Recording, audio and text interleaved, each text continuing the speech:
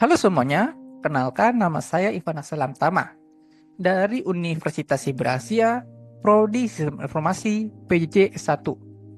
Pada kesempatan kali ini, saya akan menjelaskan etika profesi dari salah satu profesi sistem informasi, yaitu data scientist. Oke, kita langsung masuk ke pembahasannya. Yang pertama-tama yaitu visi seorang data scientist. Dalam era transformasi digital yang masif, data telah berubah menjadi aset paling bernilai, sekaligus menjadi penentu masa depan peradaban modern. Data scientist muncul sebagai figur penting yang bertugas mengekstraksi pengetahuan dari kumpulan data yang besar untuk mendorong inovasi dan efisiensi. Namun, tanggung jawab ini tidak merupakan urusan teknis. Seorang data scientist berperan sebagai penghubung antara teknik komputasi dengan wawasan sosial.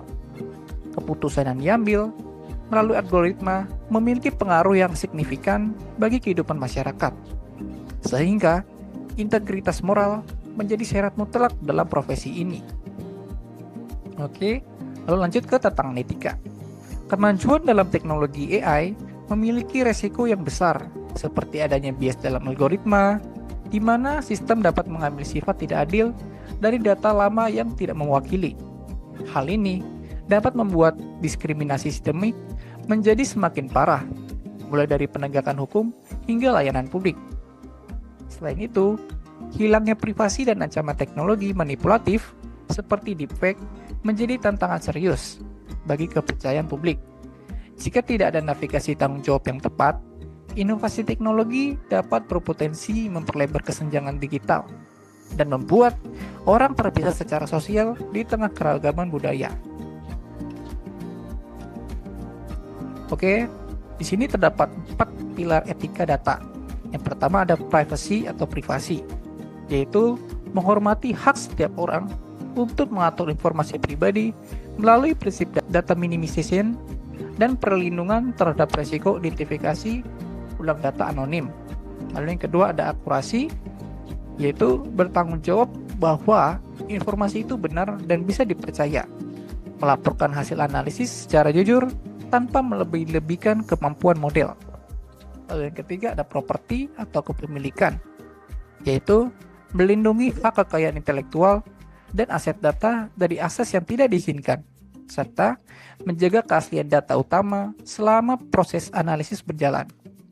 Lalu yang terakhir ada accessibility atau aksesibilitas, yaitu memastikan hak akses yang adil terhadap informasi dan transparansi mengenai cara sistem AI mengambil keputusan secara otomatis. Lalu selanjutnya, etika dalam pilihan teknis. Pendekatan microethics menekankan bahwa tanggung jawab moral seseorang praktisi terletak pada keputusan teknis sehari-hari yang tampak sepele. Pilihan-pilihan seperti pembersihan data, pemilihan variabel, atau pengaturan parameter model secara keseluruhan akan mempengaruhi keadilan dari hasil yang didapat. Etika bukan hanya tentang mengikuti peraturan yang ada, seperti GDPR atau UU ITE, tetapi juga merupakan nilai penting yang harus tertanam dalam diri seorang profesional. Dengan mengadopsi nilai-nilai ini, data scientist bisa menghindari adanya black box yang sulit dipahami dampaknya bagi kemanusiaan. Lalu kemudian, yaitu interpersonal skill. Seorang data scientist perlu memiliki kemampuan untuk menghubungkan dunia teknis yang rumit dengan kebutuhan mistis yang nyata. Keterampilan berinteraksi dengan orang lain membantu mereka menjelaskan hasil statistik kepada orang yang tidak memiliki latar teknis dengan cara yang jelas dan meyakinkan. Kemampuan berkomunikasi yang baik adalah cara terakhir untuk melindungi keakuratan data. Hal ini berarti harus berani menyampaikan resiko etis dan batasan dari teknologi kepada pemangku kepentingan, meskipun ada tekanan untuk mencapai target keuntungan perusahaan. Lalu kemudian rencana karir. Transisi dari penguasaan akademis ke kompetensi praktis memerlukan rencana aksi yang cerdas dan terarah. Fokus utamanya adalah membangun portofolio proyek end-to-end yang dapat menunjukkan keahlian teknis, sekaligus penerapan etika yang nyata.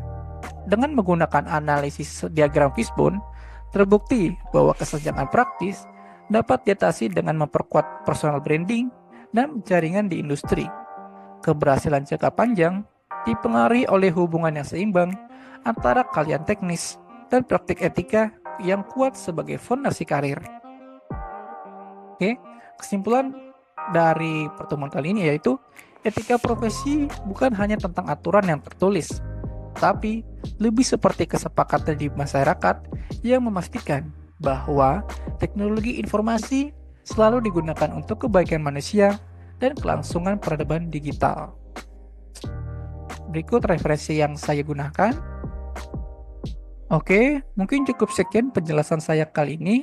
Saya mohon maaf bila ada kata-kata yang kurang tepat. Terima kasih banyak sudah menonton. Salam sejahtera untuk kita semua.